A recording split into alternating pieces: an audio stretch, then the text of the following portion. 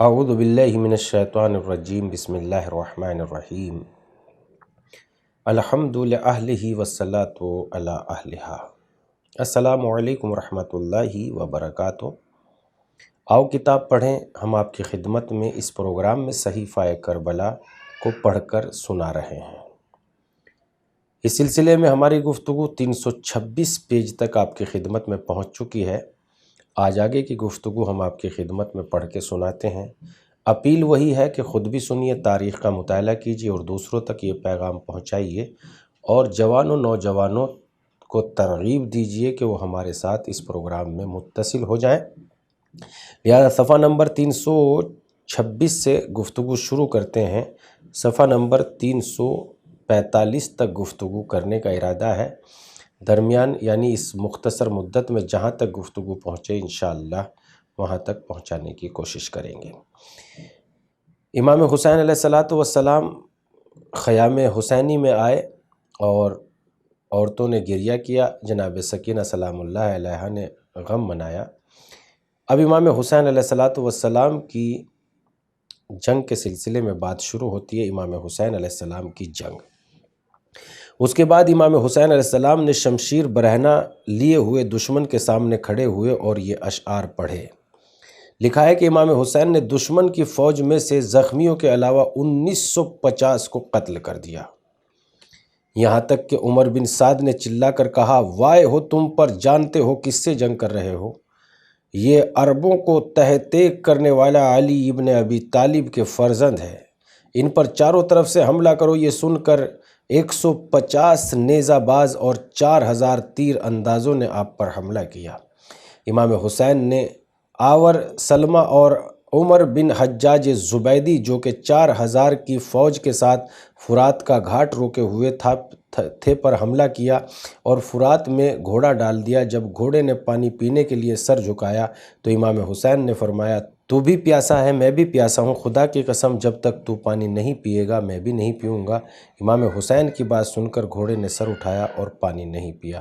گویا آپ کی بات سمجھ گیا کہ امام نے فرمایا پی لے میں بھی پیوں گا۔ اس کے بعد آپ نے ایک چلو پانی لیا۔ شمر نے امام حسین سے کہا، خدا کی قسم پانی نہ پی سکو گے؟ ایک شخص نے کہا، کیا آپ فرات کو مچھلی کے شکم کی مانند چمکتا ہوا دیکھ رہے ہو؟ خدا کی قسم اس سے آپ کو ایک گھونٹ بھی میسر نہ ہوگا اور تشنہ لب مرو گے۔ امام حسین نے فرمایا، اے اللہ یہ پیاسا مرے۔ لکھا ہے کہ اس واقعے کے بعد وہ چلاتا تھا کہ مجھے پانی دو، لوگ اسے پانی دیتے اور بے تحاشا پیتا، یہاں تک کہ منہ سے نکل پڑتا، لیکن پھر پانی پانی چلاتا رہتا، چنانچہ اسی حال میں مر گیا۔ بعض نے لکھا ہے کہ اسی وقت ایک سوار نے، اے ابو عبداللہ آپ پانی پینا چاہتے ہیں جبکہ آپ کے خیام لوٹے جا رہے ہیں؟ یہ سن کر امام فرات سے نکل آئے اور دشمنوں پر حملہ کر کے خیمہ گاہ تک پہنچے۔ دیکھا کہ خیمے دشمن کے دست بروں سے محفوظ ہیں۔ آخری خطبہ۔ امام حسین علیہ السلام نے اپنے آخری خطبے میں سلیس اور بلیغ بیان سے دشمن کو دنیا کے فریب میں آنے اور اس پر مغرور ہونے سے ڈرایا۔ مورخین کی عبارتوں سے ایسا معلوم ہوتا ہے کہ اس ولولہ انگیز خطبہ اور اس کی شہادت اور آپ کی شہادت کے درمیان بہت کم فاصلہ ہے۔ خطبہ یہ تھا، عباد اللہ اتقوا اللہ وکنوا مع الدنیا علی حذر فإن الدنیا لو بقیت لأحد وبقی علیہا احد لکانت الانبیاء احق بالبقاء واولی بالرضا وارضا بالقضاء غیر ان اللہ تعالی خلق الدنیا للبلاء وخلق اہلہا للفناء فجدیدہا بال ونعیمہا مزمحل وسرورہا مکفر بالمنزل بلغت والدار قلعۃ فتزودوا فإن خیر الزاد التقوی واتقوا اللہ لعلکم تفلحون۔ خدا کے بندو خدا سے ڈرو، دنیا سے دامن بچا کر رکھو۔ اگر دنیا کسی کے لیے باقی رہتی اور اگر کوئی دنیا میں ہمیشہ باقی رہتا تو خدا کے انبیاء کی بقا اور خدا کی رضا اور اس کی قضا پر راضی رہنے والوں کے زیادہ حقدار تھے، لیکن خدا نے دنیا کو امتحان اور آزمائش اور اہل دنیا کو فنا کے لیے پیدا کیا ہے۔ یہیں پر نئی چیز پرانی ہو جاتی ہے، اس کی نعمتیں ختم ہو جاتی ہے اور اس کی مسرتیں رنج میں بدل جاتی ہے۔ دنیا رہنے کی جگہ نہیں ہے بلکہ توشہ و زاد راہ فراہم کرنے کی جگہ ہے۔ پس زاد راہ فراہم کر لو اور بہترین زاد راہ تقویٰ ہے۔ خدا کا تقویٰ اختیار کرو تاکہ کامیاب ہو جاؤ۔ آخری رخصت۔ پھر امام حسین دوبارہ خیمے میں آئے اور اپنے اہل بیت سے رخصت ہوئے، انہیں صبر و شکیبائی کی تلقین کی، خدا کے اجر و ثواب کا وعدہ کیا اور فرمایا اپنا لباس پہن کر بلاؤں کا مقابلہ کرنے کے لیے تیار ہو جاؤ اور سختیوں کو برداشت کرنے کے لیے آمادہ ہو جاؤ۔ جان لو کہ خدا تمہارا حافظ و نگہبان ہے، دشمن کے شر سے جلدی نجات دلائے گا، تمہاری عاقبت بخیر ہوگی، تمہارے دشمنوں کو بلاؤں میں مبتلا کرے گا، تم جو رنج و مصیبت اٹھاؤ گے اس کا عوض تمہیں نعمتوں اور عظمتوں سے نوازے گا۔ پس زبان سے شکوہ نہ کرنا اور ایسی بات نہ کہنا جس سے تمہاری قدر گھٹ جائے۔ اس کے بعد فرمایا میرے لیے ایسا لباس لاؤ جس کی کوئی طمع نہ کر سکے، میں اسے لباس کے نیچے پہنوں گا تاکہ اسے کوئی نہ اتارے۔ چنانچہ آپ کے لیے چھوٹا لباس لایا گیا۔ آپ نے فرمایا نہیں، یہ لباس ذلیل لوگوں کا ہے۔ پھر پرانا لباس لیا، اسے پارا پارا کر کے پہن لیا۔ اس کے بعد حجرے سے پیجامہ طلب کیا اور اس میں چاک لگا کر پہن لیا۔ جب میدان کی طرف جانا چاہتے تھے تو اس وقت اپنی اس بیٹی کی طرف متوجہ ہوئے جو عورتوں سے الگ ایک گوشے میں بیٹھی بین کر رہی تھی۔ اس کے قریب گئے، تسلی دی اور زبان حال سے یہ کہا میری عزیزہ یہ آخری رخصت ہے، اب روز قیامت حوض کوثر کے کنارے ملاقات ہوگی۔ رو نہیں، اسیری کے لیے تیار رہو، بہترین بردباری کو اپنا شعار بناؤ، اور جب میرے ٹکڑے ٹکڑے بدن خاک پر اور رگوں سے خون بہتے ہوئے دیکھو تو صبر کرنا وحشیانہ حملہ۔ عمر بن سعد نے فوج کوفہ سے کہا اس وقت حسین خیمہ گاہ میں اپنے اہل بیت سے رخصت ہو رہے ہیں، اس وقت ان پر حملہ کر دو، کیونکہ رخصت ہونے کے بعد تمہیں اس طرح پراگندہ کر دیں گے کہ میسرہ اور میمنہ کی تمیز باقی نہ رہے گی۔ فوج نے آپ پر تیروں کی بوچھار شروع کر دی، بہت سے تیر خیموں کی چادر چھید کر بعض عورتوں کے لباس تک پارا پارا کر دیا۔ یہ حال دیکھ کر امام حسین نے دشمن پر غضبناک شیر کی مانند حملہ کیا، جبکہ ہر طرف سے تیروں کا می برس رہا تھا، لیکن آپ نے تیروں کے لیے اپنا سینہ ڈھال بنا دیا۔ امام حسین نے فوج کوفہ سے فرمایا تم کس لیے مجھ سے قتال کر رہے ہو؟ کیا میں نے کوئی واجب چھوڑ دیا ہے یا کسی سنت کو بدل دیا ہے یا شریعت میں تحریر کی ہے یا شریعت میں تحریف کی ہے؟ اس گروہ نے جواب دیا نہیں، لیکن آپ کے والد کی طرف سے ہمارے دلوں میں کینہ ہے، انہوں نے بدر و حنین میں ہمارے آباء و اجداد کو قتل کیا تھا، اس لیے ہم آپ کو قتل کر رہے ہیں۔ دیکھا اس درندگی کا اور دیکھا اس ذہنیت کو کہ کربلا کا پورا واقعہ، یہ کتاب واقعاً آپ کو بڑی حقیقتوں سے روشناس کرا رہی ہے، اور کیسی ذلیل سیاست اور کس طریقے کی گندی حرکت مثلاً اسی دشمنان اہل بیت علیہم السلام نے کی ہے۔ اسی لیے ہم نے یہ قدم اٹھایا کہ کتاب آپ کی خدمت میں پڑھ کے سنائیں تاکہ آپ کو اندازہ ہو کہ حقیقت کیا ہے، اور علم جب سینے میں آئے گا تو انشاءاللہ قوم و ملت کو بڑی برکتیں ملے گی۔ ہمارا مثلاً مقصد ہی یہ ہے، ہمارا ایم ہی یہ ہے کہ ہم آپ کی خدمت میں زیادہ سے زیادہ علم دین، علم دنیا پیش کر سکیں، کیونکہ تاریخ انسان کو ذہین اور ہوشیار بناتی ہے، اس لیے ہم نے یہ کام آپ کی خدمت میں پیش کیا۔ اب بہت سے لوگوں کی ذمہ داری بھی ہمارے ساتھ بنتی ہے کہ وہ جوانوں کو اور نوجوانوں کو ہم سے اس پروگرام کے ذریعے متصل کریں، اور اگر کوئی آپ ہم سے مثلاً اس پروگرام میں شامل ہونا چاہتا ہے تو ہمیں اس نمبر پر بھیج سکتا ہے 8097141468۔ اگر کوئی چاہتا ہے اس پروگرام میں شرکت کرنے کے لیے تو وہ ہمیں نمبر ارسال فرمائے۔ جب امام حسین نے اس گروہ کی یہ بات سنی تو زار و قطار رونے لگے، پھر دائیں بائیں جانب دیکھا لیکن آپ کا کوئی مددگار نہ تھا، سب شہید ہو چکے تھے۔ 3 بھال کا تیر۔ گرمی کی شدت اور جنگ کرنے کی وجہ سے آپ تھک چکے تھے، لہذا لمحہ بھر سانس لینے کے لیے ٹھہرے، کہ ایک پتھر آپ کی پیشانی پر لگا، پیرہن کے دامن سے خون صاف کرنا چاہتے تھے کہ زہر میں بجھا ہوا 3 بھال کا تیر سینہ مبارک پر اور بعض روایت کے مطابق قلب پر لگا۔ امام حسین نے فرمایا بسم اللہ و باللہ و علی ملت رسول اللہ، آسمان کی طرف رخ کیا اور کہا اے اللہ تو جانتا ہے کہ یہ لوگ کس کو قتل کر رہے ہیں اور جس کے سوا روئے زمین پر کوئی فرزند رسول نہیں ہے۔ اس کے بعد پشت کی جانب سے تیر کھینچ لیا، خون پر نالے کی مانند بہنے لگا، خون چلو میں لے لیا اور آسمان کی طرف پھینک دیا، جس کا قطرہ بھی زمین پر واپس نہ آیا۔ پھر خون سے چلو بھری اور اسے منہ پر مل لیا اور فرمایا اسی حال میں اپنے جد رسول اللہ سے ملاقات کروں گا اور کہوں گا کہ اے اللہ کے رسول مجھے اس گروہ نے قتل کیا، خیام پر یورش۔ اس کے باوجود آپ دشمن سے جنگ کرتے رہے، یہاں تک کہ شمر ذیل جوشن آپ کے اور آپ کے خیام اور اہل بیت کے درمیان حائل ہو گیا۔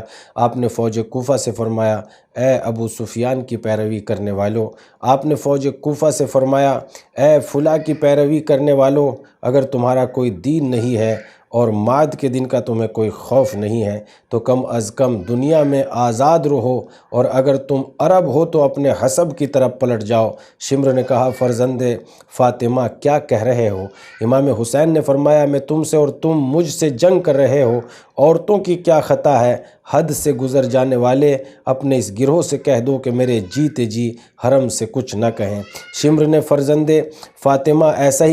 کہا فرزند فاطمہ ایسا ہی کروں گا۔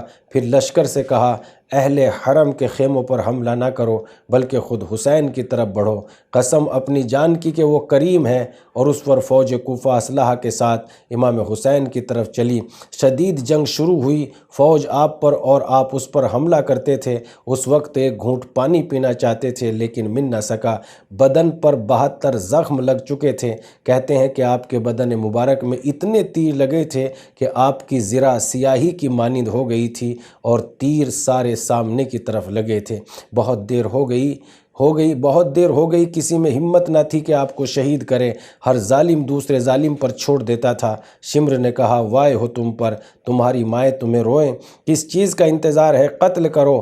آپ پر ہر طرف سے لشکر ٹوٹ پڑا۔ شیش بن ربی تلوار لے کر امام حسین کی طرف بڑھا، سر تن سے جدا کرنا چاہتا تھا۔ امام حسین نے اس کی طرف دیکھا تو چیختا ہوا بھاگا۔ دعائے امام حسین کو بہت تکلیف ہوئی۔ آسمان تو آپ نے آسمان کی طرف سر بلند کیا اور اس طریقے سے خداوند عالم کی بارگاہ میں دعا کی، اے بلند و اعلیٰ خدا، اے عظیم قدرت و سلطنت، اے تدبیر و عقاب رکھنے والے، اے خلائق سے بے نیاز وسیع کبریائی کے مالک، ہر چیز پر قادر، تیری رحمت قریب، وعدے کو پورا کرنے والے، تیری نعمت تمام، تیری آزمائش بہترین، جب پکارا جائے تو قریب، اپنی مخلوق پر احاطہ کیے ہوئے توبہ کرنے والے کی توبہ قبول کرتا ہے، جس چیز کا ارادہ کرتا ہے اس کی قدرت رکھتا ہے، جو چاہتا ہے انجام دیتا ہے، جب تیری حمد کی جاتی ہے تو اس پر جزا دیتا ہے، جب تجھے کوئی یاد کرتا ہے تو اسے تو یاد کرتا ہے۔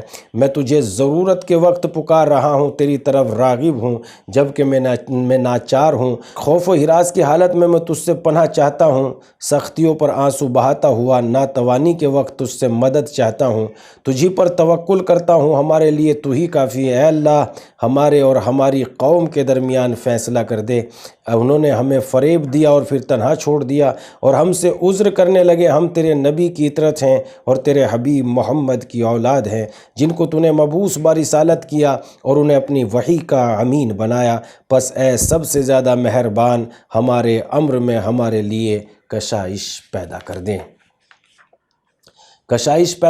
امام حسین نے اپنی حیات کے آخری لمحات میں اور خدا سے اس طرح مناجات کی، اے رب تیری قضا پر صابر ہوں، تیرے سوا کوئی معبود نہیں ہے، اے فریادیوں کی فریاد کو پہنچنے والے، تیرے سوا میرا کوئی پروردگار نہیں ہے، تیرے علاوہ کوئی معبود نہیں ہے، تیرے حکم پر صبر کروں گا، اے اس کے فریاد اے اس کے فریاد رس جس کا تیرے سوا کوئی فریاد رس نہیں ہے۔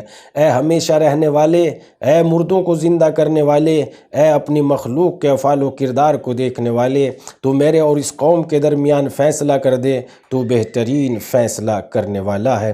شہادت۔ جب زخموں کی کثرت اور تسنگی کی شدت سے امام حسین ناتواں اور نڈھال ہو گئے تو شمر نے اپنی فوج سے کہا، اب کس چیز کے منتظر ہو؟ حسین بہت زیادہ زخمی ہیں، نیزوں سے انہیں شہید کر دو، تمہاری ماں تمہارے غم میں روئے، ان پر چاروں طرف سے حملہ کرو۔ اس کے بعد ہر طرف سے امام حسین پر حملے ہونے لگے۔ حسین بن تمیم نے اپنے آپ کے دہن پر ایک تیر مارا اور ابو ایوب غنوی نے آپ کے حلقوم تیر سے چھید دیا۔ زرعہ بن شریک نے امام کے بازو پر ضرب لگائی۔ سنان بن انس نے آپ کے سینہ اقدس پر نیزہ مارا۔ صالح بن وہب نے ایک نیزہ آپ کے پہلو میں مارا جس سے زمین پر گر پڑے اور پھر بیٹھ گئے اور حلق سے تیر نکالا۔ اس وقت عمر بن سعد امام کے نزدیک آ گیا۔ فریاد زینب کبریٰ خیمے سے باہر نکلی اور فریاد کی، واہ اخا واہ سیدہ واہ اہل بیتہ ہو، اے کاش آسمان زمین پر گر پڑتا، اے کاش پہاڑ ریزہ ریزہ ہو کر پراگندہ ہو جاتے۔ اس کے بعد عمر بن سعد کو مخاطب کر کے کہا، وائے ہو تجھ پر، ابو عبداللہ کو شہید کر رہے ہیں اور تو دیکھ رہا ہے۔ اس نے کوئی جواب نہ دیا۔ زینب نے کہا، وائے ہو تم پر، کیا تم میں کوئی مسلمان نہیں ہے؟ اس کا بھی کوئی جواب نہ ملا۔ بعض لوگوں نے نقل کیا یہ سن کر عمر بن سعد رونے لگا، لیکن زینب کی طرف سے منہ پھیر لیا۔ ہلال بن نافع کہتا ہے کہ میں عمر بن سعد کے اصحاب کے درمیان کھڑا تھا، ناگہاں دیکھا کہ کوئی چلا رہا ہے، اے امیر مبارک ہو، شمر نے حسین کو قتل کر دیا۔ ہلال کہتا ہے، میں دو صفوں کے بیچ سے نکلا اور امام کے جان دینے کو دیکھنے لگا، خدا کی قسم میں نے ان سے زیادہ نورانی نیک مقتول خون میں آلودہ نہیں دیکھا۔ ان کے چہرے کے نور اور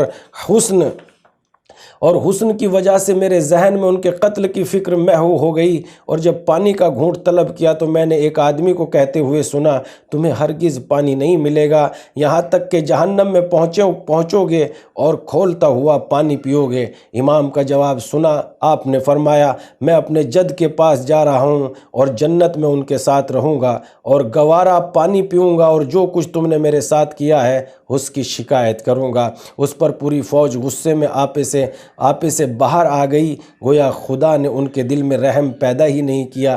میں نے کہا، خدا کی قسم اب میں کسی کام میں تمہارا شریک نہیں ہوں گا۔ آخری لمحے کچھ دیر گزر جانے کے بعد جو شخص بھی قتل کے ارادے سے آپ کے پاس آتا وہی واپس لوٹ جاتا، آپ کو قتل کرنے سے بچتا تھا۔ پھر شقی ترین آدمی مالک بن نمیر کندی آیا اور تلوار سے حملہ کیا، جس سے وہ خود کٹ گیا اور سر سے خون جاری ہو گیا، اور آپ نے اس شقی سے فرمایا، اس ہاتھ سے تو نہ کھانا کھا سکے گا اور نہ پانی پی سکے گا، خدا تجھے ظالموں کے ساتھ محشور کرے گا۔ اس کے بعد اس شخص کی زندگی فقر و فاقہ میں بسر ہوئی اور اس کے ہاتھ ایسے ہو گئے جیسے شل آدمی کے ہوتے ہیں۔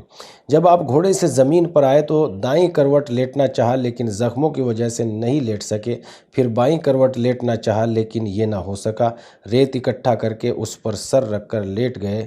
فوج کوفہ حیرت میں تھی کہ ان کی کیا حالت ہے، بعض کہتے ہیں کہ مر چکے ہیں، بعض کہتے ہیں اب ان میں جنگ کی طاقت نہیں ہے۔ فرمان قتل۔ عمر بن سعد نے اپنے دائیں طرف کھڑے ہوئے ایک آدمی سے کہا، وائے ہو تجھ پر، اتر کر انہیں قتل کر دو۔ خولی نے امام حسین کا سر قلم کرنے میں عجلت کی کہ سنان بن انس نخی لعنت اللہ علیہ گھوڑے سے اترا، آپ کے گلے پر تلوار چلاتا تھا اور کہتا تھا کہ خدا کی قسم میں آپ کا سر قلم کروں گا، اگرچہ مجھے معلوم ہے کہ آپ فرزند رسول ہیں اور آپ کی والدہ سب سے افضل ہیں۔ پھر آپ کا سر تن سے جدا کر دیا۔ قاتل کی تعیین۔ شمر بن ذیلجوشن ابن عبد البیر نے خلیفہ بن خیاط سے نقل کیا ہے کہ امام حسین کو عمر بن سعد کے سپہ سالار شمر بن ذیلجوشن نے قتل کیا ہے۔ لکھا ہے کہ سینہ امام پر سوار ہوا، جب آپ کو قتل کرنا چاہا تو آپ نے فرمایا، کیا تو مجھے کیا تم مجھے جانتے ہو کہ میں کون ہوں؟ شمر نے کہا خوب پہچانتا ہوں، آپ کی والدہ فاطمہ والد علی مرتضیٰ اور آپ کے جد محمد مصطفیٰ ہیں، اس کے باوجود قتل کروں گا، مجھے کوئی خوف نہیں ہے۔ اس کے بعد تلوار کو 12 ضربوں سے امام حسین کو شہید کر دیا اور سر تن سے جدا کر دیا۔ سنان بن انس نخی، اس نے خلی سے کہا ہے کہ حسین کا سر تن سے جدا کرو۔ جب خلی نے سر حسین قلم کرنا چاہا تو اس کا بدن کانپنے لگا۔ سنان نے اس سے کہا خدا تیرے ہاتھ شل کر دے، کیوں کانپ رہے ہو؟ خود گھوڑے سے اترا اور امام حسین کا سر تن سے جدا کر کے خلی کو دے دیا۔ خلی بن یزید اس زمانے میں اس نے امام حسین پر حملہ کیا اور آپ کا سر قلم کر کے عبید اللہ بن زیاد کے پاس لے گیا اور کہا میرا دامن سونے اور چاندی سے بھر دے کہ میں نے بڑے بادشاہ کو قتل کیا ہے، جو کہ والدین کے لحاظ سے سب سے افضل اور حسب و نسب میں سب سے اعلیٰ تھا۔ اس کے بعد ملائکہ میں کوہرام۔ امام حسین شہید کر دیے گئے تو آسمان پر ملائکہ میں کوہرام بپا ہوا اور بارگاہ خدا میں عرض کی حسین تیرا برگزیدہ اور تیرے رسول کا فرزند ہے۔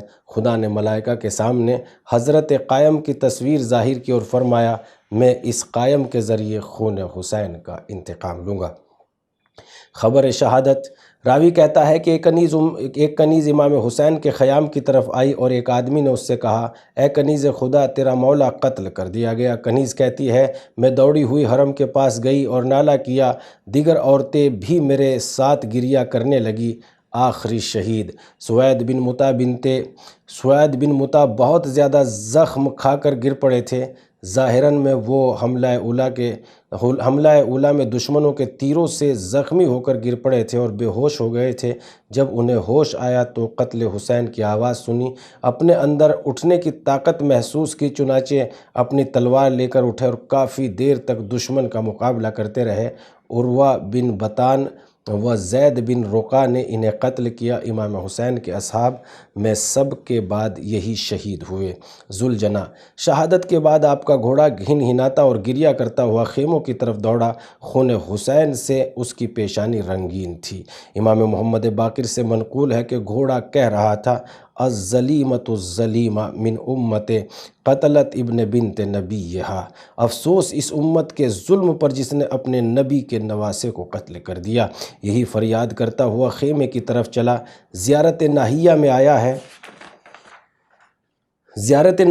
آیا ہے کہ جب حرم کی عورتوں نے آپ کے گھوڑے کو بغیر سوار کے اس حالت میں دیکھا کہ زین ڈھلا ہوا ہے اور ریال کے بال خون سے تر ہیں، تو وہ سر برہنہ اور پیٹتی ہوئی خیمے سے باہر نکل آئی اور بلند آواز سے نالہ و شیون کرتی ہوئی مقتل کی طرف چلی۔ اس وقت شمر ملعون آپ کے سینہ مبارک پر سوار تھا اور ایک ہاتھ میں آپ کی داڑھی کے بال پکڑے ہوئے تھا اور دوسرے ہاتھ سے تلوار کے ذریعے سر تن سے جدا کر رہا تھا۔